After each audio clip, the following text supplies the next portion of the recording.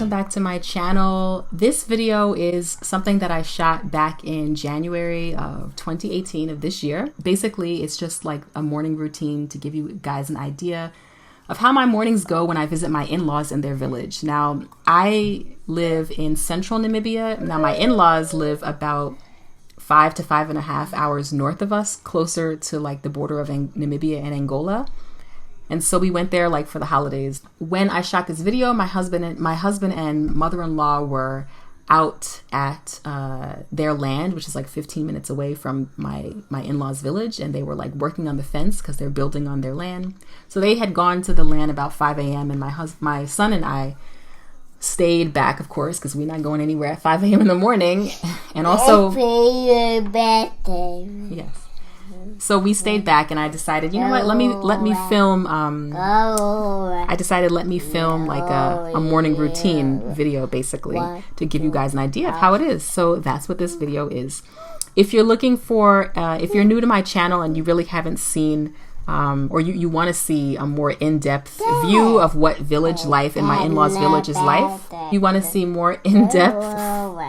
Hold on a second.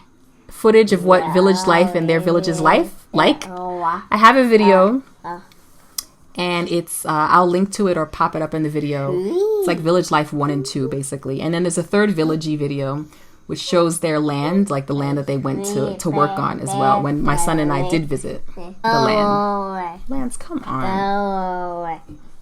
Okay, see you in a bit. Bye. Good morning, guys. It's me. Today is January 6th. Saturday. It is like 8:10 in the morning, and I guess I've been up for about 45 minutes, and I am in northern Namibia in a village visiting my in-laws for the holiday, for like the December holiday. So I thought I'd do like a quick video just to show you how kind of my mornings go or days go now that I'm a mother. And basically my husband is not here right now. He went like about maybe 20 minutes away to his land because we're starting to build on it basically. So he and his mom are like there working on building the fence around the perimeter of the property. So basically the first thing I do when I wake up in the mornings here is I go to the bathroom and pee basically. And then I take my son and I take him basically with me, because if I don't, he'll be running around after chickens, which isn't bad, but he runs around after the chickens, like the mother chickens that have their babies with them. And everybody tells me that that's dangerous because obviously like mothers are protective over their babies, and my son like is obsessed with them. So I just take him with me. And we come back, and then the first thing I do is wash the dishes, which is challenging because it's like 2 buckets basically, which I'll show you now. And I have to like empty water out, add water. One has to be soapy water, the other has to be non-soapy water, and there's no like counter. We need to buy one, obviously, like a table or something, so I do it all on the floor, which it used to be more challenging, but now I've gotten used to it. So here's the dishes that I have to wash. Okay, so yeah, this is like very informal. Like this is like the 3rd room in our house that we stay in. This is gonna be, I'm gonna take these dishes out, clean the container, put soap in it, and make soapy water. And then this is going to be the rinse water, basically. So I first will wash them all, and then, put soap on them, and then individually rinse them all off in the clean water here. That's my son. So it's very informal. This room is not really finished, and it's really actually a disaster zone. Like, it has just taken me a long time mentally to like just understand just like the concept of living up here when we visit. I don't live here, but visit, like living like just day-to-day life. So finally it hit me like, well, why don't we have like a table or a counter to do this on? Like, so anyway, that's like next time we come, we definitely have to get one, because it just makes life easier for me, someone that's used to washing dishes standing up with a sink. And then for cooking, we have a gas stove. It's really dirty right now, and it's not like it's dirty because from cooking porridge, because for whatever reason, whenever you cook porridge, it just makes a complete mess. Or at least when I try and my, whatever. So that's the stove. So again, it's on a bed spring. Why we don't have a counter? Like, I don't know. Like, I guess my husband gets distracted with other things, and then, after the fact, I'm like the one that kind of like brings it all together to make it easier for for us. So that's where I cook. So it's difficult, you know, because, and this is gas. So you light it or whatever with a match, and then you turn on the gas, you light it with a match. So this is difficult again because it's bending down. Usually by the time, you know, it gets hot. But I try to cook breakfast. I try to cook breakfast. Obviously I'm washing these dishes so that I can cook breakfast. And then I try to make like lunch right after I finish breakfast before the heat of the day sets in, because this room gets excruciatingly hot, and you already know, like, I cannot handle the heat like most people here. So yeah, that's pretty much what I'm about to do. And so yeah, my husband will be back maybe around 10 or 11. He went with his mom. They try to leave around 5 a.m. to go to their land and work on it, like on the fence. So yeah, he'll be back around that time.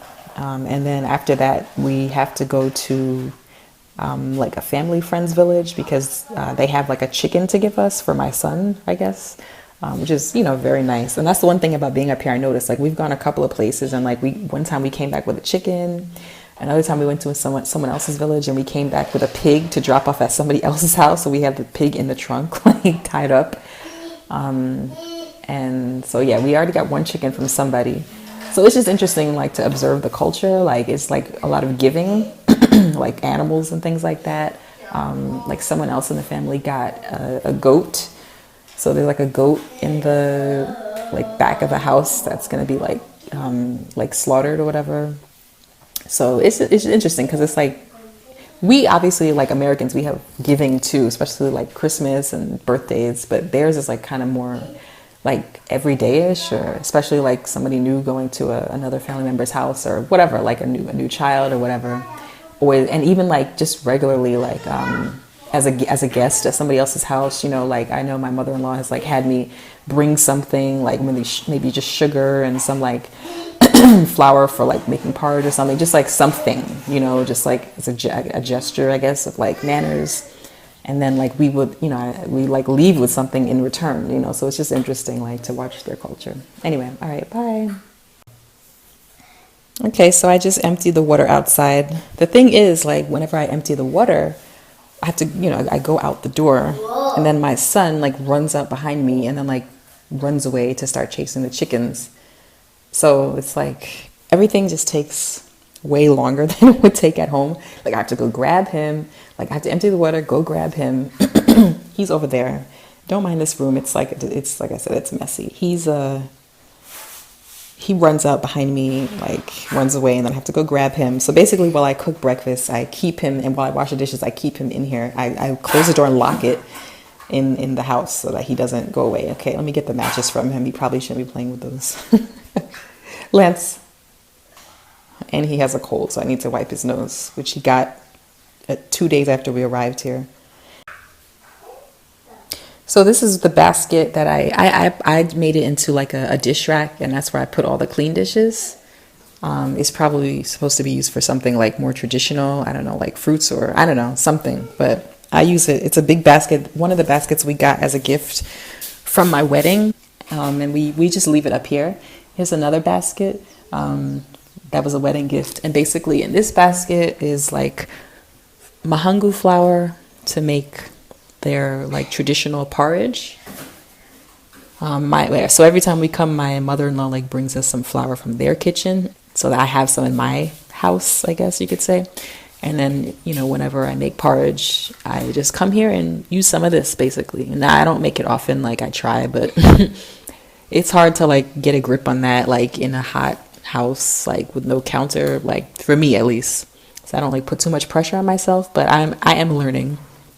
It's becoming a little bit more clear, because like I think I've said this before, but nobody really tells me like, you know, oh, okay, use this specific amount, like a recipe. It's more like hand serving, so you kind of have to feel it out. So that's why it's challenging for me to learn, because I'm used to like exact measurement type of recipes, but this is more like a feel it out type of thing. So yeah. So that's our kitchen. It's not that, it's very messy, I'm gonna be honest. But that's the kitchen that we have when we're up here. And everybody else basically cooks on the fire outside, basically, like a fire outside on the ground.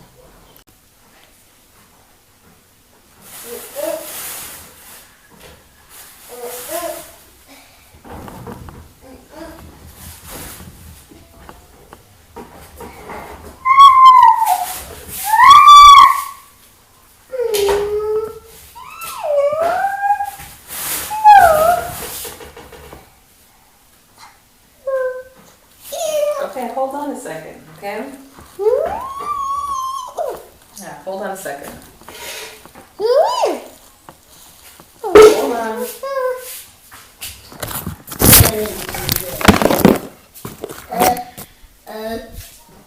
Now Lance is hungry. I'm trying to wash everything so I can make oatmeal, but these pots obviously need soaking, and they need soaking, which is going to take some time. Like the pot that was used to make porridge last night needs soaking. So I don't know, maybe I'm just thinking about bread with peanut butter for now. So I said everything takes like quadruple the time for me, like literally everything. Sometimes, like, okay, so I'm pouring water into the pot. You see, like literally it's like manual. Everything takes time. Now this is the pot. So I mean, this is one of the pots. So I think I'm gonna use the other pot that just had like meat and sauce in it, because that's softer, and this can just sit here and soak until whenever. Anyway, can you tell I'm exhausted mentally? It's just a lot. For me, when you're used to one way, and it's like you have to reformat your brain, totally different than everything you thought you knew for 34 years of life, and do things differently in a way that is like so broken down to like step one, get the water, or make sure you have the water. If you don't have the water, you have to find water. Step two, empty the food. But there's not an official garbage can, so I'm always making bags of garbage, and then my husband eventually like takes the bags and burns them to dispose of the garbage. But then the other step two could be like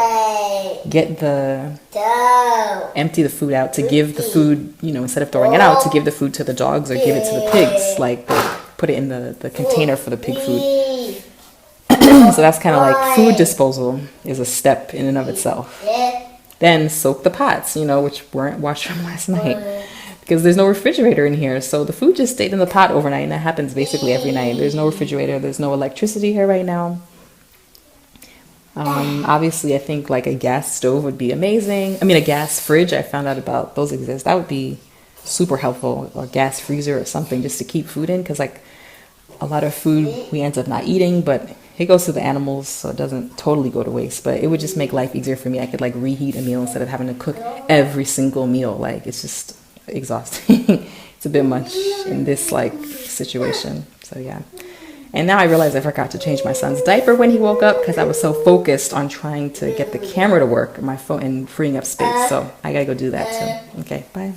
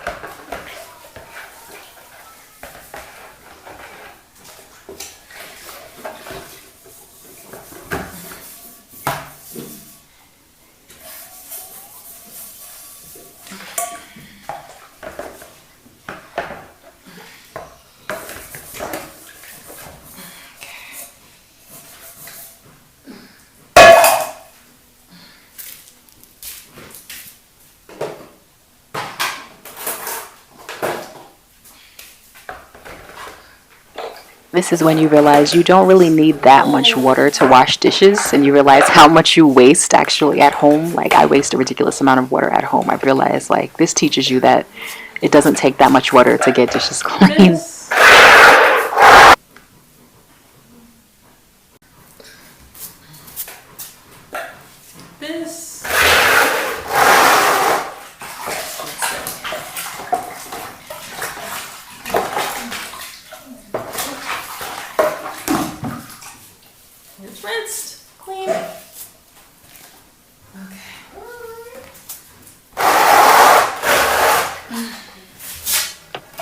My son is like, is the food ready yet? Nope.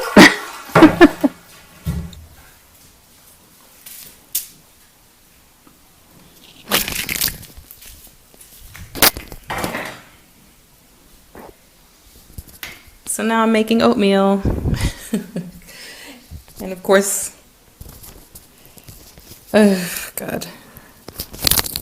So now I'm getting ready to make oatmeal. Of course, there's something floating, some blue thing floating in the water, the pot that I just cleaned.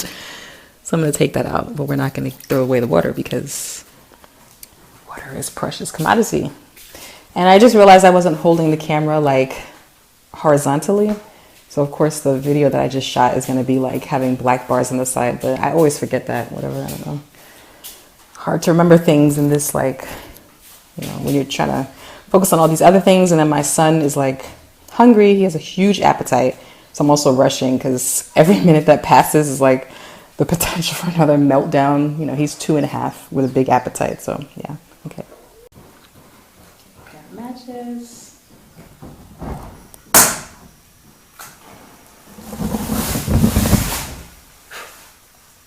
Okay.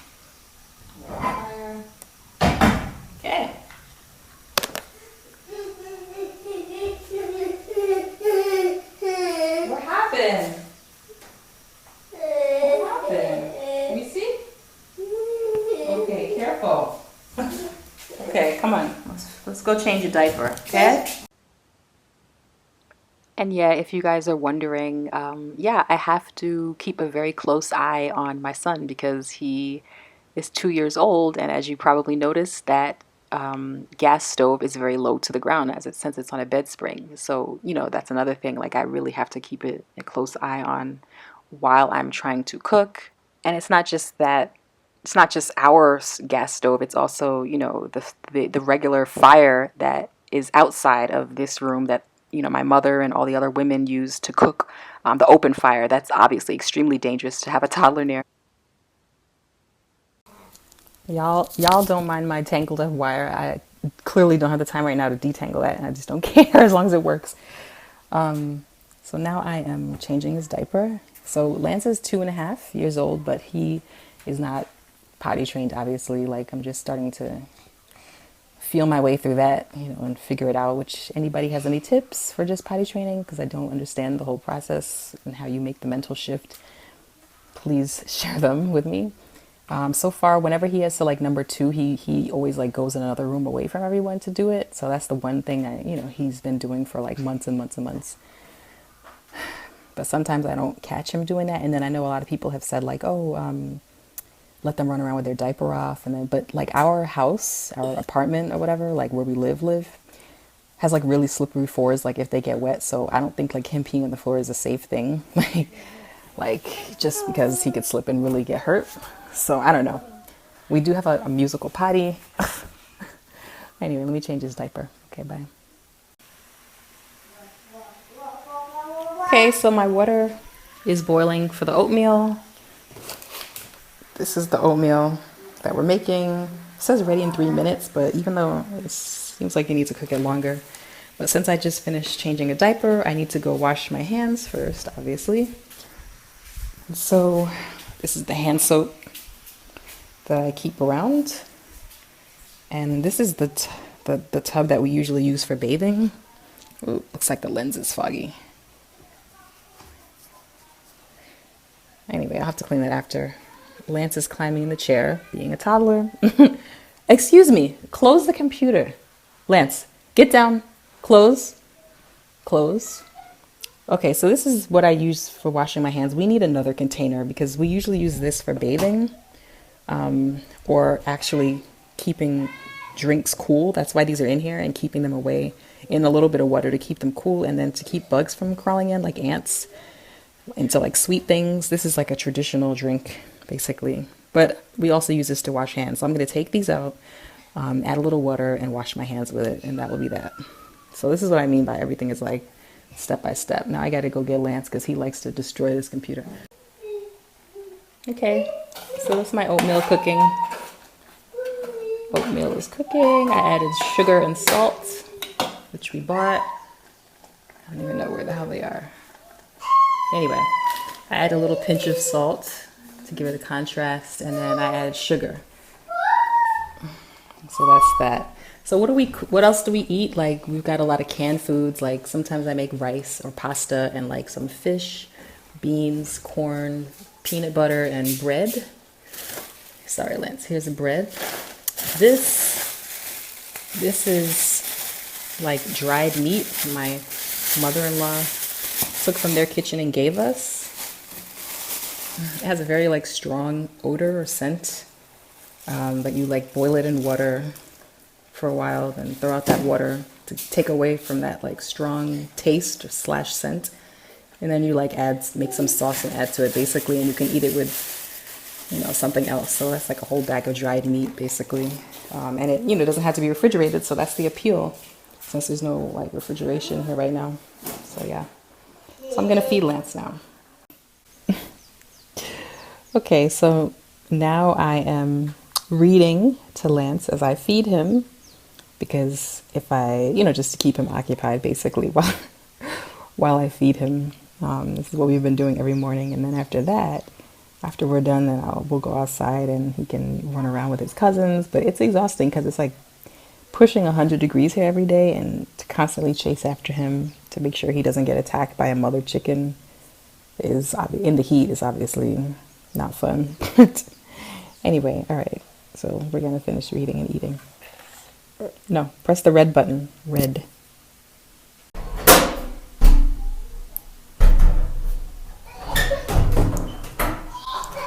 Okay, so I'm in the bathroom getting ready to take my bath.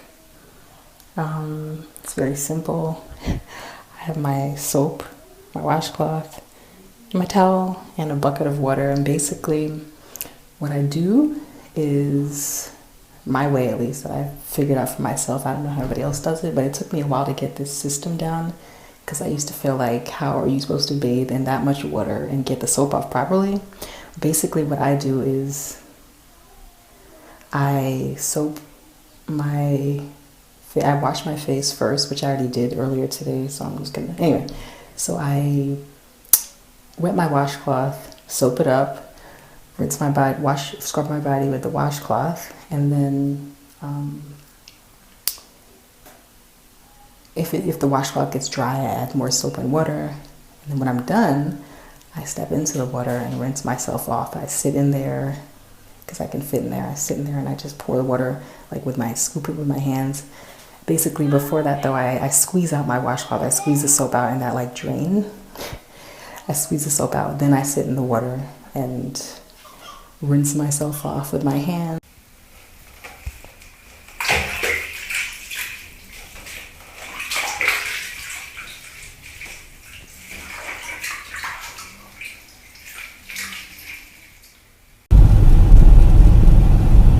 We are going to get a chicken that someone is giving us as a gift. Me, my husband, my son, and my mother-in-law.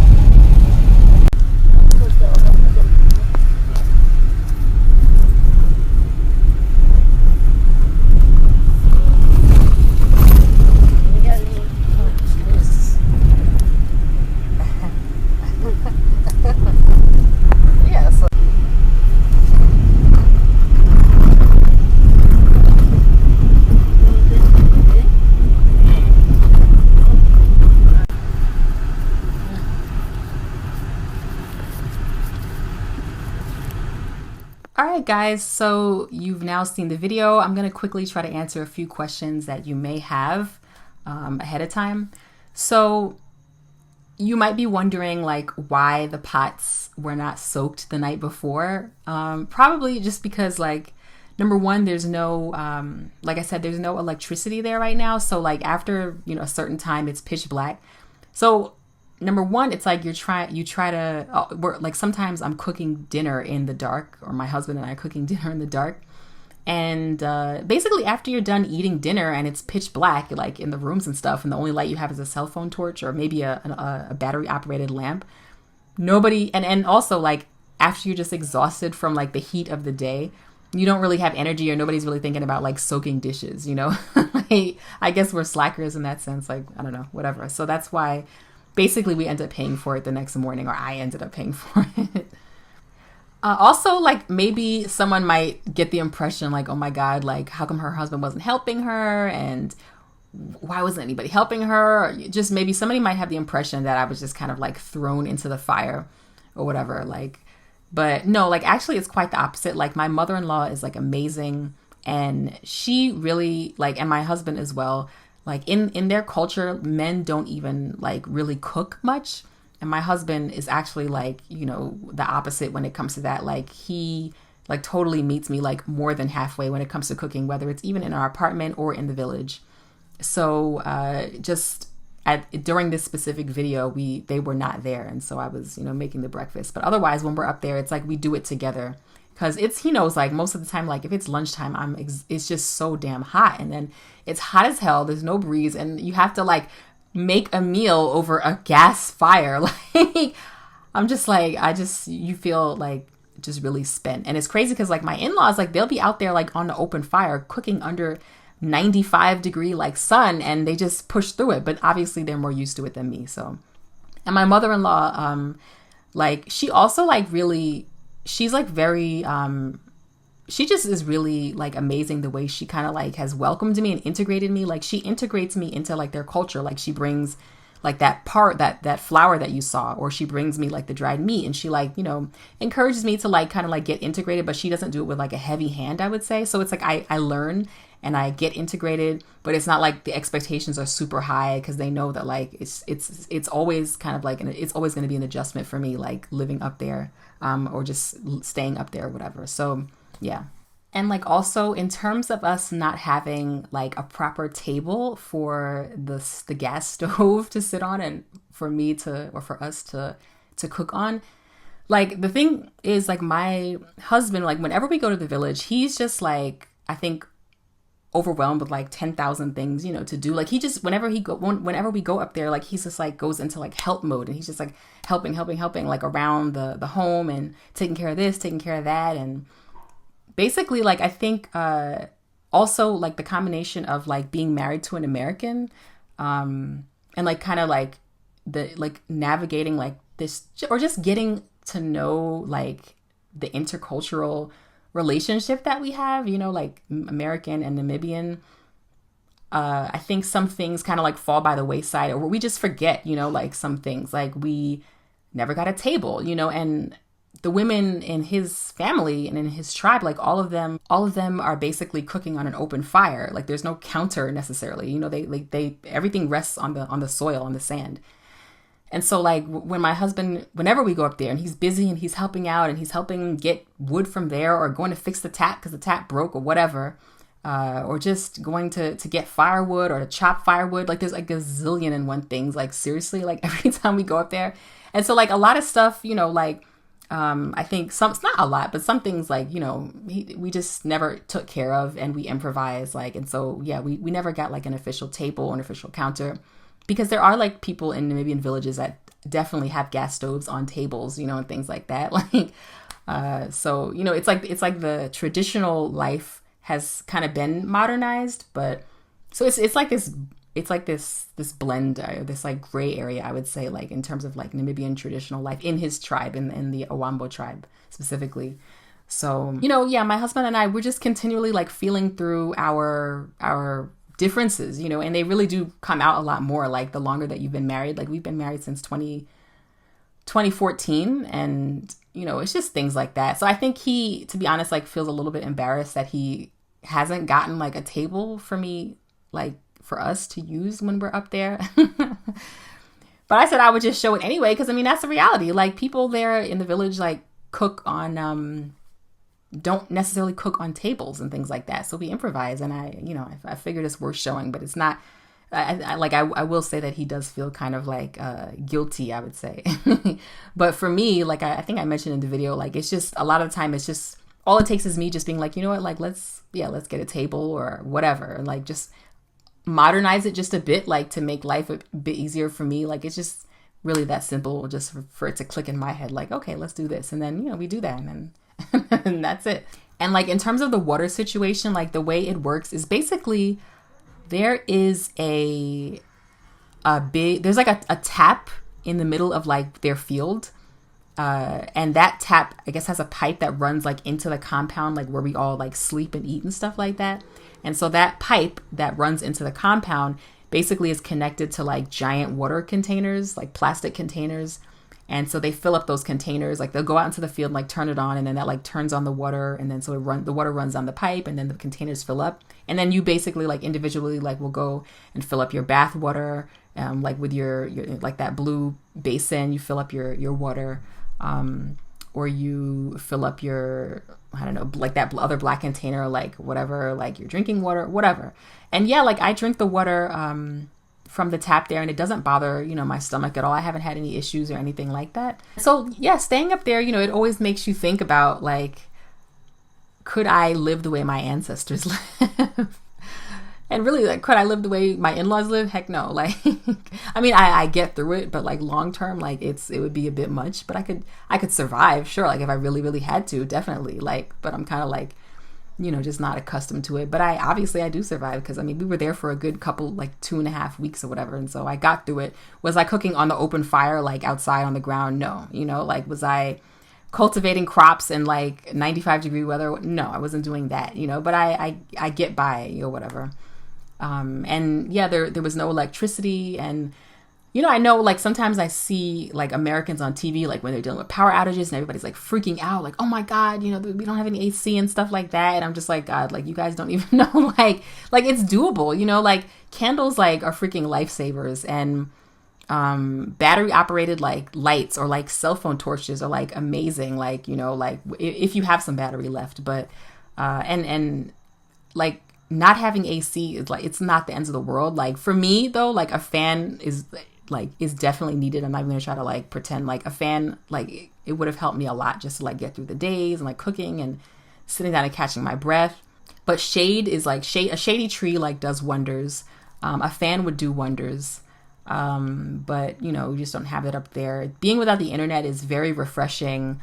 Like right now I'm all like hooked into Facebook and all this foolishness on social media, but like whenever I go there, like I'm forced to like basically cut back from social media and from the internet and stuff like that. And it's always like, I just feel 1,000 times better like when I get back home and I have like been weaned off of that stuff. And then of course I get like rehooked back into it. But yeah, I mean, because for me, it's like also like the internet is a big way for me to like stay connected to home and what's going on there and my friends and family and stuff like that. So yeah, I mean, I guess I'm just saying like, sometimes I meet people that like are like luxury travelers and stuff like that. And they have like these like non-negotiables, like they have to have air conditioning, they have to have internet.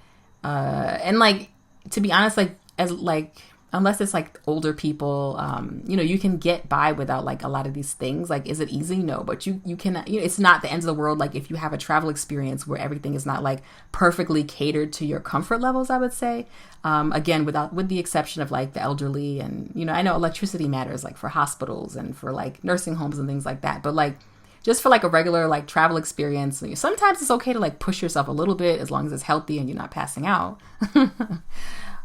So, you know, that's like to be honest, like sometimes I like dread going up there only because of the heat. You know what I mean? Like during that time of the year, like during the Namibian summer, like I like to see my mother-in-law and my, like my husband's grandparents. And I like for my son to just have that experience, you know, to be hanging around the village. It's a healthy experience. But it's like the heat is the one thing that I'm always like dreading, like, oh my God. But I guess I'm getting more used to it. And at the end of the day, like I survive, you know, and so there's nothing wrong with being pushed out of your comfort zone, I think for a little bit. Sometimes like not like indefinitely, but I think there's like there's something healthy about it, I would say. So although I may have seemed like I was like complaining, like, and like just going through it that morning, in the end, it kind of, you know, when I reflect about it all, I kind of feel empowered. And, you know, I learn lessons about myself and my own endurance and about what I can do. And I realize that I'm stronger than I thought I was and things like that. So anyway, I'm rambling.